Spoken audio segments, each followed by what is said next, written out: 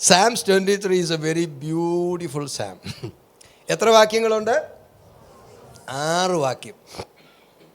ഞാനിന്ന് 11 കാര്യങ്ങൾ അതിനകത്ത് പറയാൻ പോകുന്നത്. ഈ 6 വാക്യത്തിൽ നിന്ന് 11 കാര്യങ്ങൾ, 11 അനുഗ്രഹങ്ങൾ, 11 നന്മകൾ. യഹോവ നമ്മുടെ ഇടയനാണെങ്കിൽ, നാം അവൻ്റെ ആടുകളാണെങ്കിൽ, നമ്മളവൻ്റെ ആടുകളാണോ? വചനം പറയുന്നു അങ്ങനെ ആണെന്ന്. പക്ഷെ നമ്മളങ്ങനെ ആയിട്ടുണ്ടോ എന്നുള്ളത് നമ്മൾ തീരുമാനിക്കണം. Psalms 95 verse 7, അതുപോലെ Psalms 100 verse 3, one from the children's side in English, from the boys' side 95:7. We are his people and the sheep of his pasture. 2 reference പറയുന്നു, നമ്മൾ അവൻ മേയ്ക്കുന്ന ആടുകളാണ്. അങ്ങനെയാണെങ്കിൽ യഹോവ ആരാ? നമ്മുടെ ഇടയനാ. സ്തോത്രം. If you have made the Lord as your shepherd, and if you think that you are his sheep, definitely these 11 blessings are for us. ദൈവം നമുക്ക് യഥാർത്ഥമായിട്ട് ഇടയനും നമ്മൾ വഴങ്ങിക്കൊടുക്കുന്ന, വിധേയപ്പെട്ടു കൊടുക്കുന്ന ഒരാടുമാണെങ്കിൽ നമുക്ക് ഈ 11 അനുഗ്രഹങ്ങളും അതിനുള്ള റൈറ്റുണ്ട്. അത് നമ്മുടേതാണ്. we can receive and we are eligible for this 11 blessings. യഹോവ ഇടയനായിരിക്കുന്ന ഒരാടിന് ആഹാരം എവിടെ നിന്നാണ്, എങ്ങനെയുള്ളതാണ് എന്ന് പറയുന്നുണ്ട്. ഒന്ന് വായിച്ചേ, 2 വാക്യം.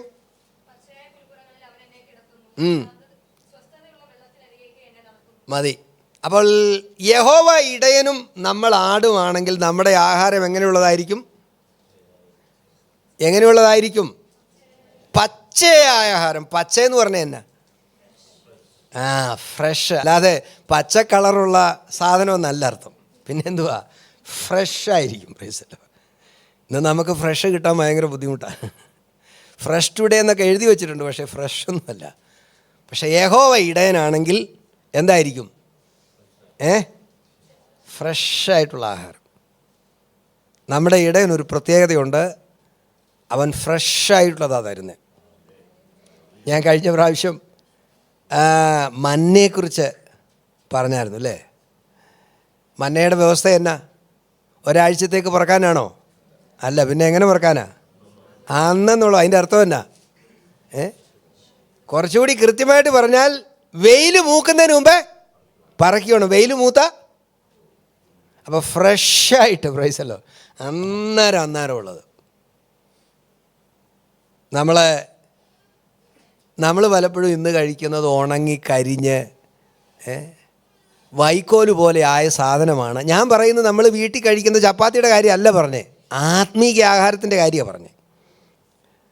നമ്മൾ ഫ്രഷായിട്ടുള്ളത്.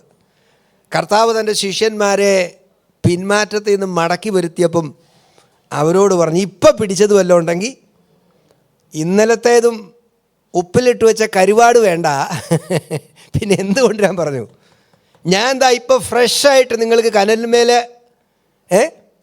കർത്താവ് കനലിന്മേൽ ഫ്രഷായിട്ട് ഒരുക്കി വച്ചിരിക്കുക. കനലിന്മേൽ ഒരുക്കി ഫ്രഷായിട്ട് വന്ന് കഴിക്കാൻ പറഞ്ഞു, ചൂടോടെ, ഓവൻ ഫ്രഷ്. കർത്താവ് എങ്ങനെയാണ് കൊടുക്കുന്നത്? ഓവൻ ഫ്രഷാണ്. എന്നിട്ട് കർത്താവ് പറഞ്ഞു, നിങ്ങളും കൊണ്ടുപോവാ, ഇപ്പം പിടിച്ചത് വല്ലേ കൊണ്ടുപോകാം. അതാ കനൽ കത്തിക്കൊണ്ടിരിക്കുക, അതിലോട്ട് പറക്കിയിട്ട് ചൂടോടെ കഴിച്ചോളാൻ. Praise the lord. ആമേൻ. അതിൻ്റെ കാര്യം എന്താ അറിയോ? ഒരു പിന്മാറി അരയിൽ വേണ്ട രീതിയിൽ വസ്ത്രമൊന്നുമില്ലാതെ കടലിൽ ചാടി പോയ ഇവർ രാത്രി മുഴുവൻ മത്സരിച്ച് വല വീശുക. 1 വീശി കിട്ടിയില്ല, 2 വീശി കിട്ടിയില്ല. അപ്പോൾ പത്രോസ് പറയുക, എന്നോടാണോ ഗലീലക്കടലെ നീ എതിർക്കുന്നേ? ഞാനിതത്ര കണ്ടതാ. അവിടെ ഞാൻ വീശും. എത്ര വരെ വീശി? നേരം വെളുക്കുന്നവരെ വീശി, ഒന്നും കിട്ടിയില്ല. അപ്പോൾ തിരിച്ചു വന്നെ പത്രോസ് വിചാരിച്ചു, ഇനിയിപ്പം കരുവാട് വല്ലതും വറുത്ത് ഒരിച്ചിരി കഞ്ഞി കുടിക്കാമെന്ന് വിചാരിച്ച കടൽക്കരയിൽ വന്നേ. പക്ഷെ കർത്താവ് പറഞ്ഞു, ഞാനാ നിന്നെ വിളിച്ചേ. സ്തോത്രം. നിനക്ക് മീൻ കിട്ടാതിരുന്നത് നിൻ്റെ മത്സരം കണ്ട, നിൻ്റെ പിന്മാറ്റം കണ്ട. നിനക്ക് സ്കില്ലില്ലാഞ്ഞിട്ടല്ല, നിൻ്റെ വലയുടെ കുഴപ്പമല്ല, പടലിൻ്റെ കുഴപ്പമല്ല, കടലിൻ്റെ കുഴപ്പമല്ല. കുഴപ്പം നിൻ്റെ കയ്യിലിരിപ്പ് ശരിയല്ല. ഞാൻ നിന്നെ വിളിച്ചതാ, അത് നീ മറന്നു. അതുകൊണ്ട് നീ എന്തെങ്കിലും പഴയത് കഴിക്കാമെന്ന് വിചാരിച്ചാൽ അങ്ങോട്ട് കടൽക്കരയിലോട്ട് വന്നേ. കർത്താവ് പറഞ്ഞല്ല, നിന്നെ പഴയത് കഴിക്കാനല്ല ഞാൻ വിളിച്ചേ, ഓവൻ ഫ്രഷായിട്ട്.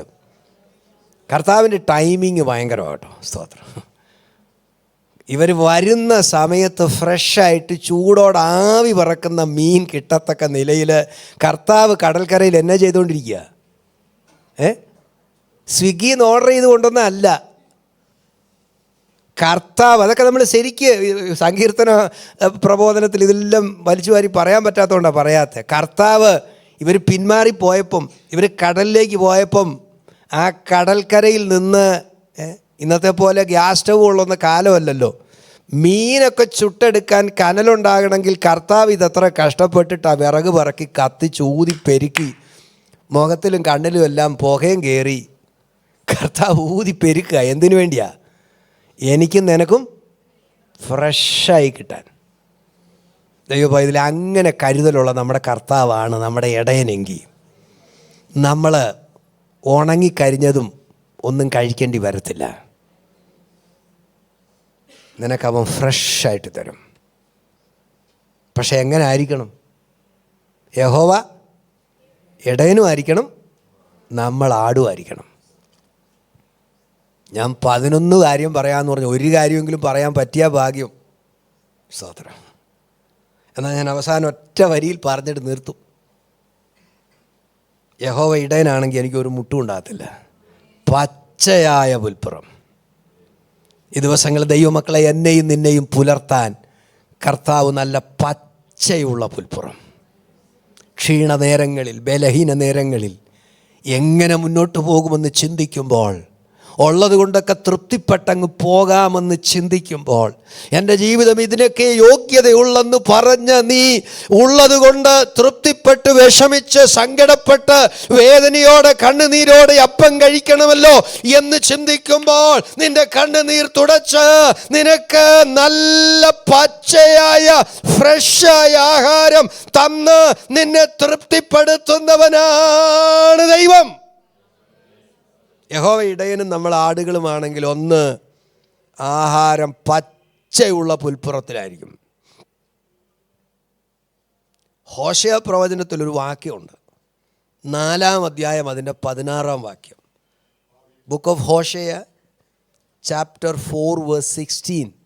ഇസ്രായേൽ ദുശാഠ്യമുള്ള പശുക്കിടാവിനെ പോലെ ദുശാഠ്യം കാണിച്ച യഹോവ അവരെ വിശാല സ്ഥലത്ത്, നല്ല പച്ചയുള്ള പുല്ലുള്ള വിശാലമായ സ്ഥലത്ത് എങ്ങനെ മേയിക്കുമെന്ന് കർത്താവ് പറയുകയാ. ഇടയൻ്റെ ആഗ്രഹം പച്ചയായ വിശാലമായ പുൽപ്പുറങ്ങളിൽ തൻ്റെ ആട് മേയണമെന്നാ. പക്ഷേ മേയിക്കാൻ പറ്റുന്നില്ല. ഞാൻ പറഞ്ഞതുപോലെ കടലിൻ്റെ കുഴപ്പവും പടകിൻ്റെ കുഴപ്പവും വലയുടെ കുഴപ്പവും ഫീൽഡിൻ്റെ കുഴപ്പവും ഒന്നുമല്ല. ഉണ്ട്, ഇതെല്ലാം ഉണ്ട് കർത്താവിൻ്റെ കയ്യിൽ. ഭൂമിയും അതിൻ്റെ പൂർണ്ണതയും യഹോവയ്ക്കുള്ളത്. വയലിലെ സകല മൃഗങ്ങളും ആകാശത്തിലെ സകല പക്ഷികളും എല്ലാം അവനുള്ളതാ. വിശന്ന നമ്മളോട് പറയത്തില്ല, ദാഹിച്ച ചോദിക്കത്തുമില്ല. അവൻ്റെ പക്കൽ ഇതെല്ലാം ഉണ്ട്. വിശാലമായ പുൽമേടുകളിൽ എന്നെയും നിന്നെയും മേയിക്കാൻ നമ്മുടെ ഇടയൻ്റെ കയ്യിലുണ്ട്. എന്നാൽ അവൻ്റെ ജനം, ഞാനവരെ മേത്തരമായ ഗോതമ്പ് കൊണ്ട് പോഷിപ്പിക്കുമായിരുന്നു, പാറയിൽ നിന്നുള്ള തേൻ അവർക്ക് കൊടുക്കുമായിരുന്നു. അല്ലേ? എന്നാൽ ഇതൊന്നും പറ്റുന്നില്ല. പാറയിൽ നിന്നുള്ള തേനും പറ്റുന്നില്ല, മേത്തരമായ ഗോതമ്പും പറ്റുന്നില്ല. എന്താ കാര്യം? ഒറ്റ കാരണമുള്ളൂ. നമുക്കെന്തുകൊണ്ട്? ഞാനത് പറയുന്നതിനേക്കാൾ നിങ്ങൾ പറയുന്നതെന്നല്ലേ. നമുക്കെന്തുകൊണ്ട്? ഒരല്പം ദുശ്ശാഠ്യം. അതിന്ന് കളയാമെങ്കിൽ, ഉണ്ടെന്ന് ഞാൻ സ്ഥാപിക്കുകയല്ല, ഉണ്ടെങ്കിൽ അതൊന്ന് കളയാമെങ്കിൽ ഇന്ന് ഈ ആരാധനയിൽ നിൻ്റെ മനസ്സിന് വേദന മാറ്റി ഫ്രഷാക്കി, ആ കണ്ണുനീരിനെയൊക്കെ ഒന്ന് തുടച്ച്, ആ ഭയത്തെയൊക്കെ ഒന്ന് മാറ്റി, ആ അസ്വസ്ഥതയൊക്കെ ഒന്ന് മാറ്റി, സമാധാനമുള്ള മനസ്സോടെ, തൃപ്തിയുള്ള മനസ്സോടെ ഞാനും നിങ്ങൾ മടങ്ങാൻ ദൈവം സഹായിക്കും. അതിനാ നമ്മൾ അവൻ്റെ സന്നിധി വന്നേ. അതിനാ നമ്മൾ ആരാധനയിൽ ഈ ആലയത്തിൽ വന്നേ. അവൻ പോഷിപ്പിക്കാനാ. അവൻ പോഷിപ്പിച്ചെങ്കിലേ നമുക്ക് തൃപ്തി വരത്തുള്ളൂ. പാസ്റ്റർ എത്ര നല്ല പ്രസംഗം പ്രസംഗിച്ചാലും ഒരുപക്ഷെ 1-2 പേർക്കോ അല്ലെങ്കിൽ കുറച്ച് പേർക്കൊക്കെ പ്രയോജനപ്പെടും. ഇവിടെ വന്നിരിക്കുന്ന ഈ ഏകദേശം 90-80 പേരെ മുഴുവൻ ഒരുപോലെ അവരുടെ അവസ്ഥയെ ആവശ്യമറിഞ്ഞ് അവർക്കെല്ലാവർക്കും വേണ്ടി ഒരു പ്രസംഗം തയ്യാറാക്കാൻ പാസ്റ്റർ എനിക്ക് പറ്റത്തില്ല. നെവർ. നിങ്ങളുടെ ഓരോരുത്തരുടെയും മനസ്സിൻ്റെ വേദനയും വ്യവഹാരവും അറിഞ്ഞ് പ്രസംഗം തയ്യാറാക്കാൻ എനിക്ക് പറ്റില്ല. പക്ഷെ പറ്റുന്നൊരുത്തനുണ്ട്. അവൻ ഇന്ന് പകലിൽ നമ്മുടെ നടുവിലുണ്ട്. അവൻ പറയും, ഞാൻ നിന്നെ പച്ചയായ പുൽപ്പുറത്ത്, ഫ്രഷായത്, നിന്റെ മനസ്സിനിണങ്ങിയത്, നിന്റെ ഹൃദയവേദനയ്ക്ക് ആവശ്യമുള്ളത് തന്ന് ഞാൻ നിന്നെ മടക്കി അയക്കാം. ഞാനാ നിന്നെ പേർ ചൊല്ലി ഈ വയലിലേക്ക് വിളിച്ചിറക്കിയതെങ്കിൽ ഈ വയലിൽ നിന്ന് തിരിച്ച് നീ ആട്ടിൻപറ്റത്തെ കയറ്റി കിടത്തുന്ന സ്ഥലത്തേക്ക് എത്തുന്നതിന് മുമ്പ് നിന്നെ തൃപ്തിയോടെ ആഹാരം തന്നേ നിന്നെ മടക്കി കൊണ്ടുപോകത്തുള്ളൂ. എൻ്റെ ദൈവം വിശ്വസ്തനാ. നമ്മുടെ ദൈവം വിശ്വസ്തനാ. അവൻ ഇന്നലെയും ഇന്നും എന്നേക്കും അനന്യനാ. നമ്മൾ പാടി, എന്നും നല്ലവൻ, എൻ്റെ യേശു എന്നും നല്ലവൻ. ഇന്ന് പകലിൽ നമുക്ക് പറയാൻ പറ്റുമോ? എൻ്റെ ദൈവം നല്ലവൻ, എൻ്റെ ദൈവം നല്ലവൻ, എൻ്റെ ദൈവം വിശ്വസ്തൻ, എൻ്റെ ദൈവം മതിയായവൻ, എൻ്റെ ദൈവം കരുതുന്നവൻ, എൻ്റെ ദൈവം വിടുവിക്കുന്നവൻ. വിടുവിക്കും. നമ്മൾ ആ ഒരു വാക്യത്തിൻ്റെ ആ ഒരു അംശം മാത്രമേ വായിച്ചുള്ളൂ. യഹോവ ഇടയനും ഞാൻ അവൻ്റെ ആടുമാണെങ്കിൽ. ദൈവമക്കളെ, പലപ്പോഴും നമ്മൾ ദുശാഠ്യം കാണിക്കാറുണ്ട്. നമ്മളൊക്കെ പലപ്പോഴും, ഞാൻ ആ പാട്ടുകളൊക്കെ പാടിക്കൊണ്ടിരുന്നപ്പോൾ എൻ്റെ മനസ്സിൽ വല്ലാത്ത വിഷമവും സങ്കടമൊക്കെ വന്നു. കർത്താവിന് നമ്മൾ എത്രയോ സന്ദർഭങ്ങളിൽ വേദനിപ്പിച്ചിട്ടുണ്ട്, കോപിപ്പിച്ചിട്ടുണ്ട്. കർത്താവിൻ്റെ നന്മകളെ മറന്ന് വാ തുറക്കാതെ ഇരുന്നിട്ടുണ്ട്. ഞാൻ പുറകോട്ടൊന്ന് ഇറങ്ങി ചിന്തിച്ചു പോയി. കഴിഞ്ഞ നാളുകൾ എന്നെ ശുശ്രൂഷയിൽ നടത്തി നിലനിർത്തി ഇന്നയോളം കൊണ്ടുവന്നതിന് ദൈവം എത്ര മതിയായവനായിരുന്നു. ഒന്നിനും കുറവ് വരുത്തിയിട്ടില്ല. ഞാൻ ശുശ്രൂഷയ്ക്ക് ഇറങ്ങി ഒത്തിരി പ്രതിസന്ധികൾ ശുശ്രൂഷയുടെ ഭാഗങ്ങളിലൊക്കെ പലയിടത്തും അനുഭവിക്കേണ്ടി വന്നിട്ടുണ്ട്. പക്ഷെ അറിയാത്ത വഴികളിൽ എന്നെ നടത്തി. ആവശ്യങ്ങൾ തക്ക സമയത്ത് അറിഞ്ഞു. ഞാൻ പലതിനെക്കുറിച്ച് വിചാരപ്പെട്ടു, നിലവിളിച്ചു, കരഞ്ഞ സമയങ്ങളുണ്ട്. ദൈവം എന്നെ പോറ്റി. ഒറ്റ കാരണമുള്ളൂ, ഞാൻ പലപ്പോഴും ദുശാഠ്യമുള്ളതായി തീർന്നാലും എൻ്റെ ഇടയൻ വിശ്വസ്തനായിരുന്നു. അവൻ എൻ്റെ കുറവുകളെ അറിഞ്ഞ്, ബലഹീനതകളെ അറിഞ്ഞ് പോറ്റി പുലർത്തി. പകലിൽ ദൈവസന്നിധിയിൽ വന്ന ദൈവ പൈതലേ, അവൻ നിന്നോട് കാണിച്ച നന്മയ്ക്കും വിശ്വസ്തതയ്ക്കും ഒത്തവണ്ണം ഞാനും നിങ്ങളും അവനെ സ്തുതിച്ചാൽ ഇന്ന് പകലിൽ നമ്മുടെ അധരം തുറക്കണ്ടേ, നന്ദി പറയണ്ടേ. സ്തോത്രം. ആരാധനയിൽ നമുക്ക് ഒത്തിരി സ്വാതന്ത്ര്യമുണ്ട് ദൈവമക്കളെ. We are not a stereotype worshippers. നമുക്കൊത്തിരി സ്വാതന്ത്ര്യമുണ്ട്. നമുക്ക് കൈകളെ ഉയർത്താൻ സ്വാതന്ത്ര്യമുണ്ട്, കൈകളെ അടിക്കാൻ സ്വാതന്ത്ര്യമുണ്ട്. ശബ്ദമെടുത്ത് പാട്ടിൻ്റെ താളത്തിനും ശുശ്രൂഷയുടെ ഭംഗി നഷ്ടപ്പെടാതെ, അനുഗ്രഹം നഷ്ടപ്പെടാതെ ചേർന്ന് ചെയ്യാനൊക്കെ നമുക്ക് ഒത്തിരി സ്വാതന്ത്ര്യമുണ്ട്. സ്തോത്രം.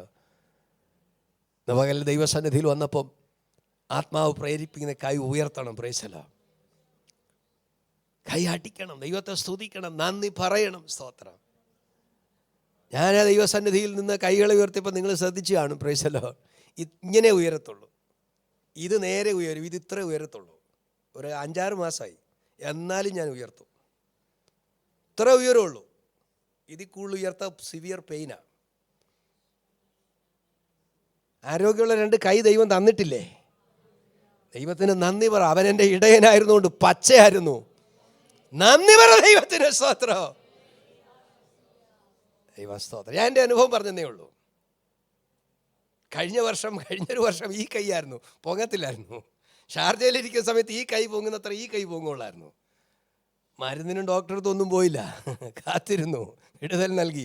5-6 മാസം കഴിയുമ്പോൾ ഇതുപോലെ ഞാൻ ഇത് ഉയർത്തും. പ്രൈസല്ലോ, നിങ്ങൾ കണ്ടോണം. പ്രൈസല്ലോ, ദൈവം മതിയായവനാന്നേ, വിട്ടുവീക്കുന്നവനാന്നേ. യഹോവ എൻ്റെ ഇടയനാ. ആമേൻ. രണ്ടാമത്തെ ചിന്തയിലേക്ക് വന്ന് ഞാൻ പറഞ്ഞതുപോലെ വേഗത്തിൽ പറഞ്ഞ് അവസാനിപ്പിക്കാം. എന്താ? ഒന്ന്, നമ്മുടെ ആഹാരം, അതുപോലെ നമുക്ക് വിശ്രമം. ഇടയൻ യഹോവയാണെങ്കിൽ ഞാനും നിങ്ങളും അവൻ്റെ ആടാണെങ്കിൽ ആഹാരവും വിശ്രമവും അവൻ കരുതും. 2, നമ്മൾ കണ്ണുനീരിൻ്റെ അപ്പം അല്ല കഴിക്കാൻ പോകുന്നത്, അലറി കരഞ്ഞുകൊണ്ടുള്ള ആഹാരവുമല്ല, സ്വസ്ഥതയോടെ. എവിടെയാ നമ്മുടെ വെള്ളം? സ്വസ്ഥതയുള്ള വെള്ളത്തിനരികെ എന്നെ നടത്തുന്നു. കലഹജലത്തിലല്ല, കലങ്ങിയ വെള്ളമല്ല, തെളിഞ്ഞ സ്വസ്ഥതയോടെ ഒഴുകുന്ന വെള്ളം. മരുഭൂമിയിൽ പഴയ നിയമകാലത്ത് ഇസ്രായേൽ മക്കളെ, ആടുകളെ മേയിക്കുന്ന സ്ഥലത്ത് നമ്മളെപ്പോലെ സുലഭമായി വെള്ളം കിട്ടുന്ന സ്ഥലങ്ങളിലല്ല അവർ ആടുകളെ മേയിച്ചത്, ദാവീദ് മേയിച്ചത്. അവിടെ സ്വസ്ഥതയുള്ള നല്ല വെള്ളം കിട്ടണമെങ്കിൽ അതിനുവേണ്ടി തേടി കണ്ടെത്തി എന്നും ഒരേ സ്ഥലത്ത് മേയിക്കാൻ പറ്റത്തില്ല. അറിയേ, ഒരു സ്ഥലത്ത് ഒരാഴ്ച മേയിച്ച് കഴിയുമ്പോഴത്തേക്ക് അവിടുത്തെ പുല്ലും പച്ചച്ചെടിയെല്ലാം തീർന്നു കഴിയുന്നതിനെ അടുത്തൊരു സ്ഥലം കണ്ടുപിടിക്കണം, അവിടെയും പോകണം. അവിടെ ചെല്ലുമ്പം സ്വസ്ഥതയുള്ള വെള്ളം കണ്ടുപിടിക്കണം. ദാവീദ് പറയാ, ഞാൻ എൻ്റെ ആടുകളെ ഇന്ന് നീ ടയേർഡാ, വേണ ഈ കലക്കവെള്ളം കുടിക്കട്ടെ, അല്ലേ, വേണ ഈ കലക്കവെള്ളം കുടിക്കട്ടെ എന്ന് പറഞ്ഞിട്ടില്ല. പിന്നെന്താ പറഞ്ഞത്? എൻ്റെ ആടുകൾ കലഹജലവും കലക്കവെള്ളവും അല്ല കുടിക്കേണ്ടത്, സ്വസ്ഥതയുള്ള വെള്ളം കുടിക്കണമെന്ന് ചിന്തിച്ച് തേടി നടന്ന് സ്വസ്ഥതയുള്ള വെള്ളത്തിനരികത്ത് കൊണ്ടുവന്ന് അത് സന്തോഷത്തോടെ കുടിക്കാൻ, തൻ്റെ ആടുകൾ സന്തോഷത്തോടെ ആ വെള്ളം കുടിക്കുന്നത് ഇടയൻ കാണുമ്പോൾ ഇടയൻ ഒരു സംതൃപ്തിയാണ്. ആമേൻ. ഒരു മാനുഷിക ഇടയൻ അത്രത്തോളം തൻ്റെ ആടുകളെക്കുറിച്ച് കരുതലുണ്ടെങ്കിൽ, എൻ്റെയും നിൻ്റെയും വീണ്ടെടുപ്പുകാരൻ കലക്കവെള്ളവും കലഹജലവും എന്നും കണ്ണുനീരിൻ്റെ അപ്പവും കയ്പിൻ്റെ പാനപാത്രവും അല്ല, സ്വസ്ഥതയോടെ നീ നിൻ്റെ ഭവനത്തിൽ വിശ്രമിച്ച് സന്തോഷത്തോടെ ജീവിപ്പാൻ, സമാധാനവും സ്വസ്ഥതയോടെ ഞാനും നിങ്ങളും ജീവിച്ച് ദൈവിക നന്മ അനുഭവിപ്പാൻ, എൻ്റെയും നിൻ്റെയും ആഹാരവും പാനീയവും സ്വസ്ഥതയുള്ളതാക്കി മാറ്റുന്ന നല്ലൊരു ഇടയൻ നമുക്കുണ്ട്. അനേകരുടെ വീടുകളിൽ സമൃദ്ധിയുണ്ട്, പക്ഷെ എന്തില്ല? ബാക്കി പറയാമല്ലോ, നിങ്ങൾക്ക് അറിയാവുന്നവരല്ലേ. സമൃദ്ധിയുണ്ട്, പക്ഷെ എന്തില്ല? സമാധാനമില്ല. സമൃദ്ധിയുണ്ട്, ഒത്തിരി സമൃദ്ധിയുണ്ട്, പക്ഷെ എന്തില്ല? സമാധാനമില്ല. പക്ഷെ ദൈവ പൈതലേ, സമൃദ്ധി ഇച്ചിരി കുറവാണെങ്കിലും സമാധാനത്തോടെ അന്തി ഉറങ്ങാൻ ദൈവം വിളിച്ച നമ്മൾ എത്ര നന്ദിയുള്ളവരായിരിക്കണം. സ്തോത്രം. സ്വസ്ഥതയോടെ സ്വസ്ഥതയോടെ സ്വസ്ഥതയോടെ. ഇന്ന് പകലിൽ എന്നെ കേൾക്കുന്ന ദൈവ പൈതലേ, നമുക്ക് സ്വസ്ഥത നൽകിയ, നമുക്ക് സമാധാനം നൽകിയ, നമ്മുടെ ഭവനങ്ങളിൽ സമാധാനാന്തരീക്ഷം നൽകിയ, കലഹമില്ലാതെ, പോരുകളും വഴക്കുകളും ഇല്ലാതെ ജീവിപ്പാൻ എത്രയോ കുടുംബങ്ങൾ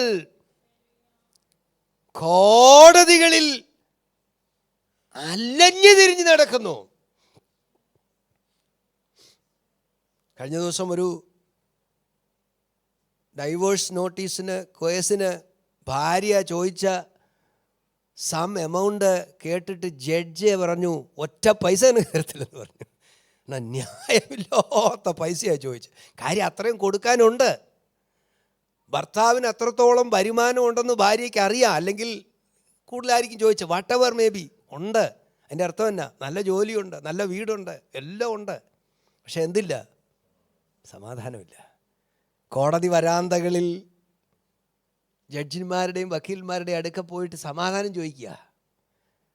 എന്നാൽ ദൈവ പൈതലെ, എനിക്കും നിങ്ങൾക്കും സമാധാനത്തോടെ അന്തി ഉറങ്ങാൻ സ്വസ്ഥതയുള്ള വെള്ളം, സ്വസ്ഥതയുള്ള വെള്ളം, ദൈവത്തിന് നന്ദി പറയാൻ ഇതിലേറെ നമുക്ക് എന്തോ വേണ്ടിയേ. ഞാൻ മുന്നോട്ട് പോകട്ടെ. മൂന്നാമത്, പ്രാണന് തണുപ്പ്. He restoreth my soul. മനസ്സങ്ങ് ഇളകി മറി. കഴിഞ്ഞ ദിവസം ഞാൻ ഓർപ്പിച്ചതാ, മനസ്സങ്ങ് ഇളകി മറിയുക. ഒന്ന് ഫിക്സ് ചെയ്യാൻ ആരെയെ കൊണ്ട് പറ്റുന്നില്ല, ഒന്ന് കൂൾ ചെയ്യാൻ പറ്റുന്നില്ല, ഒന്ന് കാം ഡൗൺ ചെയ്യാൻ പറ്റുന്നില്ല. It's boiling, it's boiling, it's overflowing, it's just disturbed. പക്ഷെ നല്ല ഇടയൻ പറയുകയാണ്, നീ അങ്ങനെ ഇളകി മറിഞ്ഞ് സ്വസ്ഥതയില്ലാതെ അങ്ങോട്ടും ഇങ്ങോട്ടും തെക്കോട്ടും വടക്കോട്ടും ഓടുന്ന പോലെയല്ല. പിന്നെ എന്തായിരിക്കണം? ഇടയൻ കൂടെ ഉള്ളപ്പം ഇടയനിൽ വിശ്വാസമുള്ള ഒരാടിന് നല്ല ശാന്തിയാണ്. കാര്യം എന്താ? സിംഹം വരുന്നുണ്ടോ, കരടി വരുന്നുണ്ടോ, ചെന്നായി വരുന്നുണ്ടോ എന്നും ആര് നോക്കേണ്ട കാര്യമില്ല. ഈ ആട് നോക്കേണ്ട കാര്യമില്ല. ശത്രുക്കളുടെ നടുവിൽ മേശയൊരുക്കുന്ന താഴ്ത്തി വാക്യമില്ലേ? So he is at peace, the sheep is at peace. എന്താ കാര്യം? ഉറങ്ങാതെ മയങ്ങാതെ വടിയും കോലും കയ്യിൽ പിടിച്ചോണ്ട് ഒരിടയൻ നിന്നെ ചുറ്റി പരിപാലിക്കുന്നുണ്ടല്ലേ, നിന്റെ മനസ്സു വ്യാകുലപ്പെട്ട് ഇളകി മറിയാതെ സമാധാനമായ മനസ്സുമായി പാർക്കാൻ പറ്റുന്നെങ്കിൽ അതിനൊറ്റ കാരണമേ ഉള്ളൂ, ഇടയൻ തന്റെ വടിയും കോലും കൊണ്ട് നിന്നെ ചുറ്റി പരിപാലിക്കുക, ചുറ്റി പരിപാലിക്കുക. പ്രാണന് തണുപ്പ്, നോട്ട് ഡിസ്റ്റർബ്ഡ്. സ്തോത്രം. ലോകരനേകർ അസമാധാനത്തിലും അസ്വസ്ഥതയിലും കഴിഞ്ഞു പോകുമ്പം സമാധാനമുള്ള മനസ്സ്. നാലാമത്, നമ്മൾ ഏത് പാതയിലാണ് നടക്കുന്നത്? നീതിയുടെ പാതയിൽ. വഴി തെറ്റിപ്പോകാതെ നമ്മുടെ പാതകൾ തെറ്റി അനീതിയുടെ പാതയിലും അശുദ്ധിയുടെ പാതയിലും നാശത്തിലേക്ക് പോകുന്ന പാതയിലേക്ക് നമ്മുടെ പാദങ്ങൾ ഇടറിപ്പോകാതെ നീതിയുടെ ഫലവും നന്മയും അന്ത്യത്തിൽ ലഭിക്കത്തക്ക നിലയിൽ നമ്മുടെ കാലടികളെ ഏത് പാതയിൽ ഡിറക്റ്റ് ചെയ്യുന്നു? നീതിയുള്ള പാതകളിൽ. നീതിയുള്ള പാതകളിൽ. ഞാൻ അവിടെ നിർത്തുന്നു, സമയം മുന്നോട്ട് പോയി. അടുത്ത് പറയുകയാണ്, ഞാൻ എന്തിനെ ഭയപ്പെടില്ല, അനർത്ഥം വരുമെന്ന് എനിക്ക് ഭയമില്ല. അനർത്ഥം ദുഷ്ടനെ കൊല്ലുന്നു, എന്നാൽ ഒരു ദൈവ പൈതലിന്, യഹോവ ഇടയനും ഞാൻ ആടുവാണെങ്കിൽ അനർത്ഥം വരുമെന്ന് എനിക്ക് ഭയമില്ല. അനർത്ഥം വരുമെന്ന് ഭയമില്ലാതെ പാർക്കാൻ കഴിയുന്നു. അനർത്ഥം വരും, അത് വരും, ഇത് വരും. ചില ആളുകൾക്ക് സ്വസ്ഥതയില്ല, സമാധാനമില്ല. അനർത്ഥം വരും, അത് വരും, ആപത്ത് വരുമോ? രാവിലെ ഞാൻ സമയമില്ലെങ്കിലും പറയാം, രാവിലെ പോകുന്നുണ്ടേ നാരങ്ങ വെച്ച് നാരങ്ങയുടെ മേളിൽ കൂടെ കാറ് ഓടിച്ച് എന്തൊക്കെ പുകയ്ക്കാമോ അതെല്ലാം പുകച്ച്, വൈകിട്ട് വരുമ്പോഴും പുകച്ച്, രാവിലെയും പുകച്ച് അല്ലേ, എന്നിട്ട് പെട്ടെന്നുള്ള അനർത്ഥത്തിൽ തീർന്നു പോകുന്നു. നമ്മൾ നാരങ്ങയുടെ മേളിൽ കൂടെ കാർ ഓടിച്ചിട്ടൊന്നുമല്ല പോകുന്നേ. ആണോ?